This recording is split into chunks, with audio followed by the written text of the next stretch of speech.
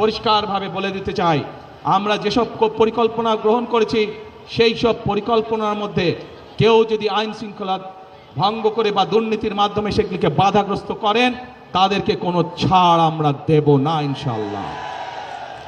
প্রিয় ভাই বোনেরা, আজ সময় এসেছে পরিবর্তনের। এই পরিবর্তনকে যদি সত্যিকারভাবে মিনিংফুল পরিবর্তন করতে হয়, দেশের মানুষের ভাগ্যের পরিবর্তন করতে হয়, তাহলে আমাদের সকলকে আজ ঐক্যবদ্ধ থাকতে হবে। প্রিয় ভাই বোনেরা, আপনাদের সকলকে সতর্ক করে সজাগ দৃষ্টি রাখার জন্য, একটি বিষয় সজাগ দৃষ্টি রাখার জন্য আমি অনুরোধ করব। বিগত 15-16 বছর আপনারা এখানে বহু নতুন ভোটার আছে যারা জীবনে কোনোদিন ভোট দিতে পারেনি। পেরেছিলেন আপনারা?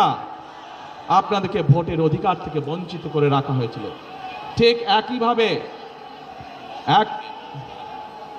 আচ্ছা, আজান দিচ্ছে, আমরা আজানটা শেষ হয়ে যাক, তারপরে আমরা আবার বক্তব্য শুরু করছি।